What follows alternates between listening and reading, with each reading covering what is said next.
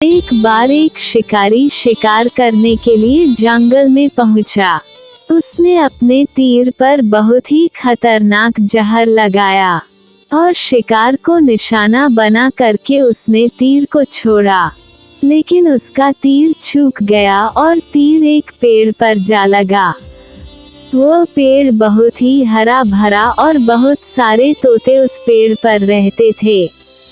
जैसे ही वह जहरीला तीर उस पेड़ पर जाकर लगा, वह पेड़ धीरे धीरे सूखने लगा और उस पेड़ पर जो भी तोते रहते थे वो एक एक करके उस पेड़ को छोड़कर जाने लगे।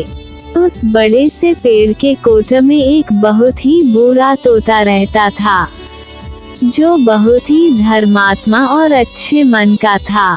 सभी तोते उस पेड़ को छोड़कर जाने लगे थे, लेकिन वो बुरा तोता जाता था, दाना लेकर के आता और उसी कोटे में आ करके बैठ जाता था, परंतु उस पेड़ को छोड़ने को तैयार नहीं था। बुरे तोते के साथियों ने कई बार आकर के उसे समझाया कि यह पेड़ सूख रहा है और किसी दिन गिर भी जाएगा, चलो किसी और पेड़ पर चल कर रहा जाए, परंतु वह बुरा तोता वहां से जाने को तैयार नहीं हो रहा था। अब ये बात देवराज इंद्र तक पहुंची। उन्हें बताया गया कि एक तोता है, वो जिस पेड़ पर रहता है उस पेड़ पर एक जहरीला तीर लगने के कारण सूखने, गिरने और खत्म होने के कगार पर आ पहुंचा है, और एक बुरा तोता अभी भी वहीं पर रह रहा है। वह दाना लेकर आता है और वहीं पर रहता है, जबकि उस जंगल में बहुत सारे पेड़ हैं, लेकिन वो उसी पेड़ पर रह रहा है। देवराज इंद्र प्रकट हुए और उस बूढ़े तोते से कहने लगे कि आप बहुत धर्मात्मा है, बहुत ही अच्छे मन के हैं, लेकिन आप इस पेड़ को छोड़कर किसी और पेड़ पर चले जाइए, क्योंकि यह पेड़ कुछ ही दिनों में गिर जाएगा। तालाब के पास में बहुत से बड़े बड़े हरे भरे पेड़ हैं, बड़े बड़े कोटा है, उन पेड़ों पर फल भी लगे हुए हैं, उन्हें वहीं पर तोड़कर खा सकते हैं, परंतु यहाँ से आप चले जाए। तोता बोला, माफ कीजिएगा, इस पेड़ ने मुझे जीवन दिया है, शिकारियों से मेरी रक्षा की है, हर मौसम में मेरे साथ रहा है, ये कोटा मेरा घर है, यहाँ मैं पला बड़ा हूँ, इस पेड़ को मैं छोड़कर कैसे जा सकता हूँ? इस पर संकट आया है, तो क्या मैं इसे छोड़कर चला जाऊँ? मैं ऐसा कभी नहीं कर सकता।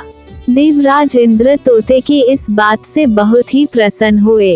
उन्होंने तोते से कहा, मैं आपके इस बात से बहुत ही खुश हूँ, मांगो जो आपको मांगना हो।